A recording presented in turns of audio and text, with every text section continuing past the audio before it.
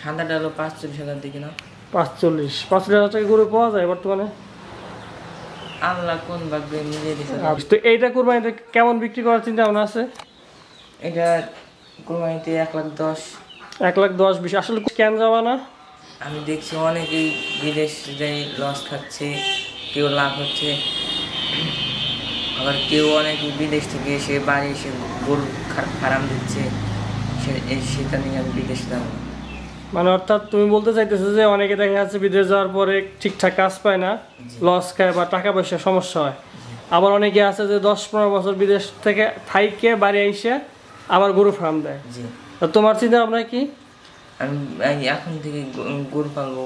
মানে এখন থেকে পালতেছো, 10 বছর পরে কেমন কি অবস্থা হবে তোমার?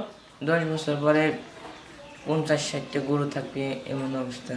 মানে 10 বছর পর দেখা যাচ্ছে তোমার এই খামারে 50-60টা গরু থাকবে, যেটা আনুমানিক মূল্য দেখা 50-60 লাখ টাকার গরু তোমারই থাকবে। সুতরাং তুমি বিদেশ যাইতে চাইতেছো না, এই তো? আসসালামু আলাইকুম, সবাইকে স্বাগত নিবিড় কৃষি চ্যানেলের নতুন আরও একটা ভিডিওতে। তো আজকে আসছি একদম খুদে উদ্যোক্তা, সে কিভাবে আসলে গরু পালতেছে সেটা আজকে জানানোর চেষ্টা করবে, এবং বছর শেষে কিভাবে সে এতগুলো টাকা লাভ করতেছে। এতগুলো টাকা বলতে আসলে 2-3 লাখ টাকা সে গরু থেকে লাভ করতেছে। বয়স কিন্তু খুবই কম, এবং আগামী কুরবানি উপলক্ষে সে 4টা গরু প্রস্তুত করতেছে। তো সেটা কিভাবে সম্ভব এতটুকু বয়সে, সেটা আজকে জানানোর চেষ্টা করব। আশা করি পুরো ভিডিওটা জুড়ে থাকবেন। আর একটা কথা হচ্ছে, আপনার যারা গ্রামে থাকে, এই গ্রামের পোলাপান কিন্তু গরু পালা এক্সপার্ট, মানে ছোটোবেলা থেকে আসলে গরুর সাথে ওদের সম্পর্ক, তো ওদের জন্য এটা খুবই সহজ একটা বিষয়। তো চলেন কথা না বের ওর সাথে পরিচয় হয়ে এবং ওর গরুগুলো দেখি এবং বিস্তারিত জানার চেষ্টা করি। আশা করি পুরো ভিডিওটা জন্য আমার সাথে থাকবেন, ইনশাল্লাহ ভালো কিছু শিখতে পাবেন। আসসালামু আলাইকুম, কেমন আছো? ভালো। তো বেশ অনেকদিন পর তোমার খামারে আবার আসলাম।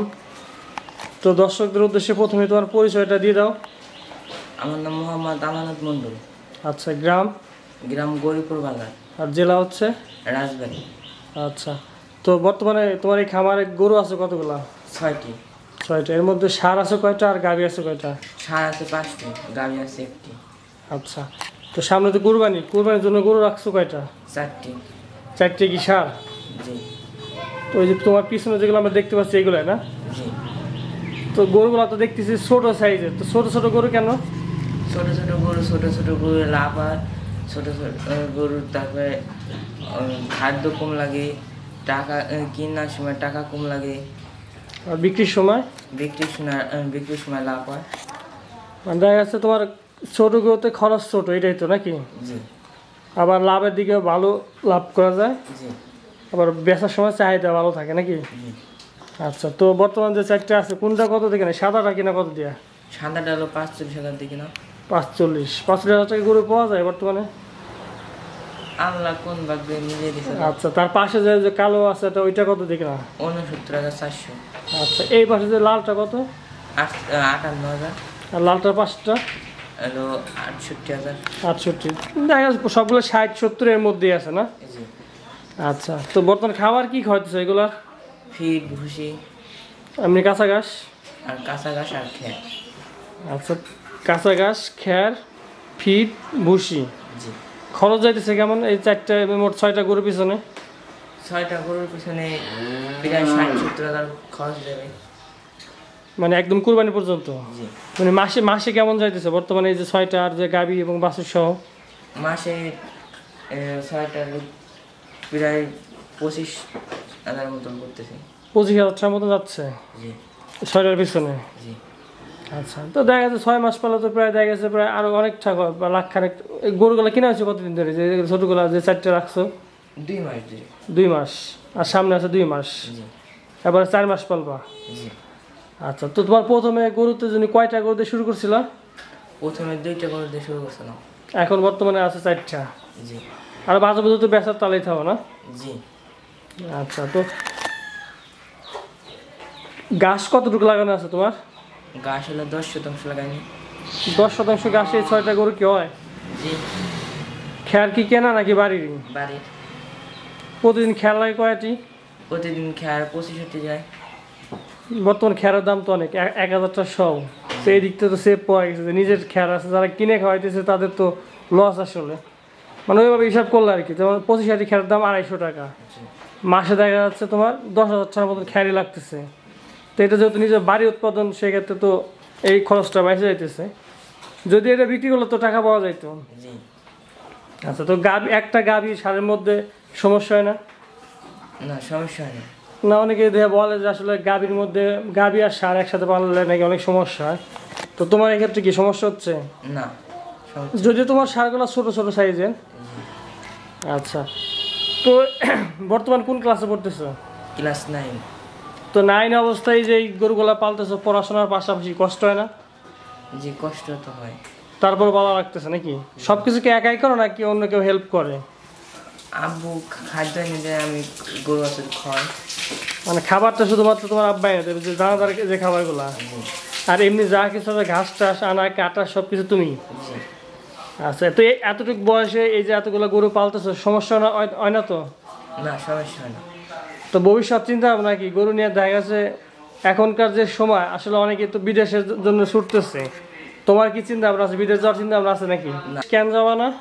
আমি দেখছি অনেকেই বিদেশ যাই লস খাচ্ছে, কেউ লাভ হচ্ছে, আবার কেউ অনেক বিদেশ থেকে এসে বাড়ি এসে গরু ফার্ম দিচ্ছে। সেটা নিয়ে আমি বিদেশ যাব না। মানে অর্থাৎ তুমি বলতে চাইতেছো যে অনেকে দেখা যাচ্ছে বিদেশ যাওয়ার পরে ঠিকঠাক কাজ পায় না, লস খায় বা টাকা পয়সার সমস্যা হয়। আবার অনেকে আছে যে 10-15 বছর বিদেশ থেকে থাইকে বাড়ি এসে আবার গরু ফার্ম দেয়। জি। তো তোমার চিন্তা ভাবনা কি?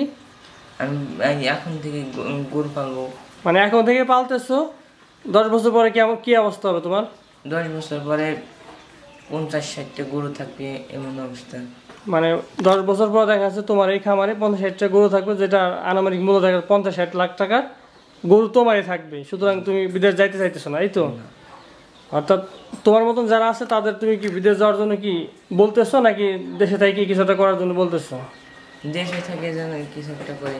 মানে তোমার মতন দেখা গেছে 4টে না হোক, 1টা বা 2টা দিয়ে শুরু করতে পারে। দর্শক একটু মানে লাজুক টাইপের আমার মানে এই খামারিটা, যে আসলে কথাবার্তা একটু কম কম বলতেছে, যেটা বলতেছি জি হ্যাঁ মানে একটু ক্যামেরার সামনে অনেকে আপনারা কিন্তু নার্ভাস থাকে, তো হচ্ছে এরকমই।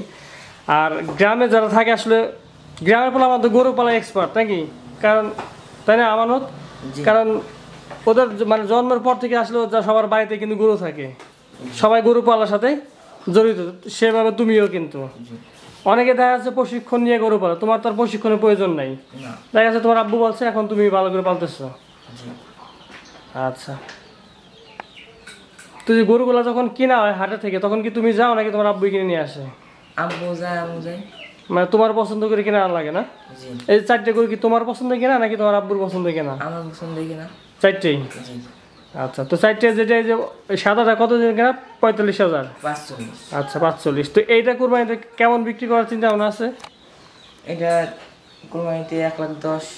1,10,000-20 আসলে কুরবানির সময় কিন্তু এই টাইপের গরু চাহিদা বেশি থাকে, কারণ অনেকের বাজার থাকে যে 1,00,000, 1,50,000, 1,20,000, 10 এরকম মধ্যেই। অনেক বড় বড় কাস্টমার কিন্তু আবার অ্যাভেলেবল থাকে না বা কম থাকে আর কি। তো তোমার মানে পরিকল্পনা ভালো আছে যে কম মানে অল্প বাজারের গরুর মধ্যে দেখা যাচ্ছে খাওয়া খরচ তোমার কম লাগতেছে, আর বেচার সময় দেখা গেছে খুব তাড়াতাড়ি বেচতে পারবা।